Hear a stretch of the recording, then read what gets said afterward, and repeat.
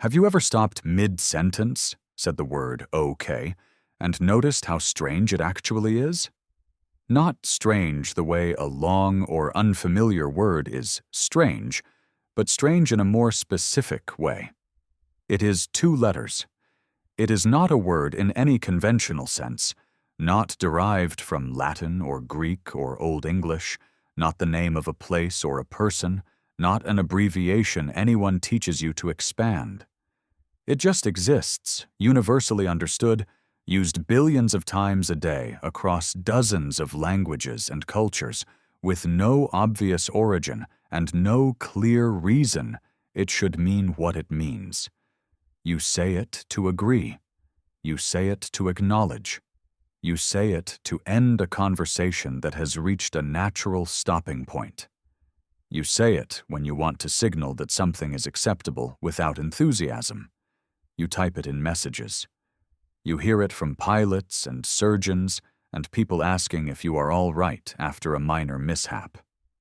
It is the most flexible word in the English language, and possibly in any language, and almost nobody knows where it came from.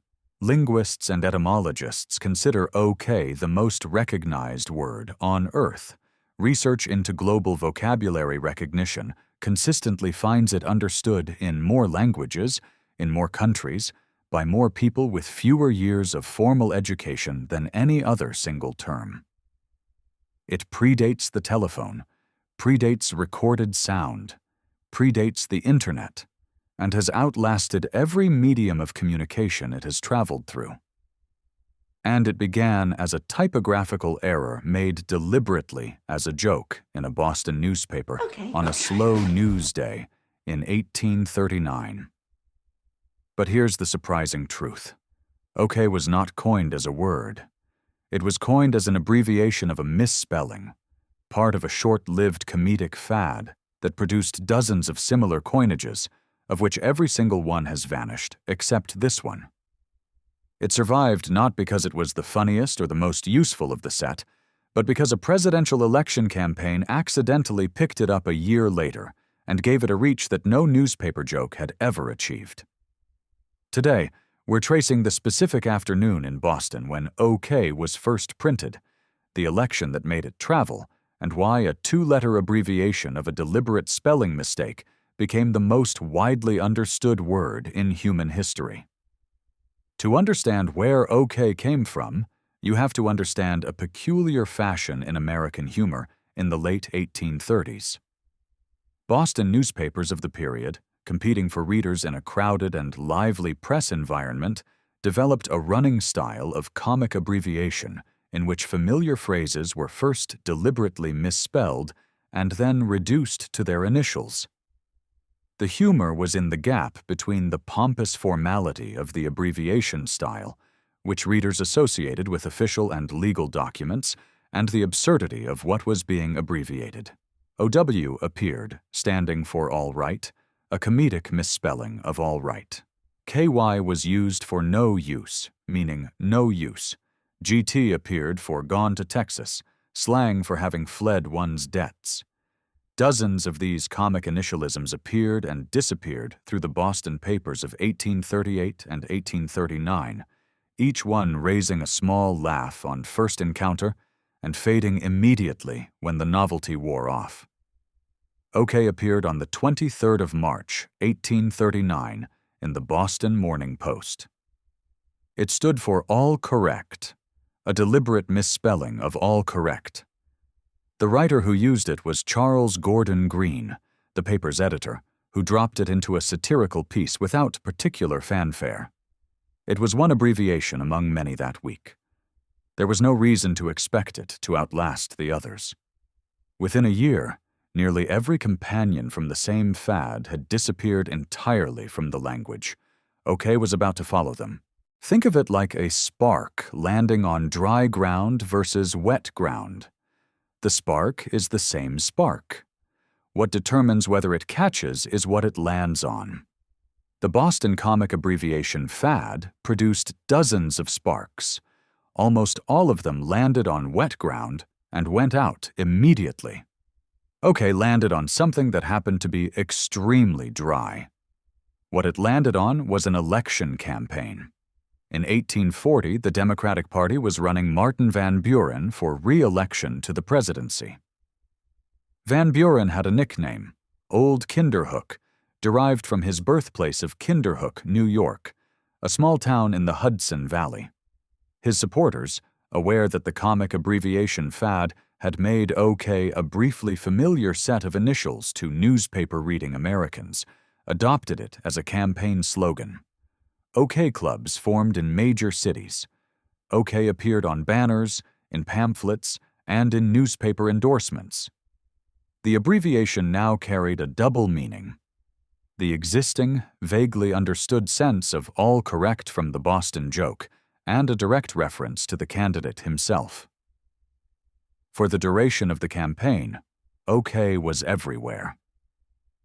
Van Buren lost the election to William Henry Harrison, whose own campaign countered with the slogan Tippecanoe and Tyler too, and whose supporters worked to undermine the OK, meaning by claiming it stood for the illiteracy of Van Buren's predecessor, Andrew Jackson, who they alleged had approved documents by writing OK in the mistaken belief it abbreviated all correct.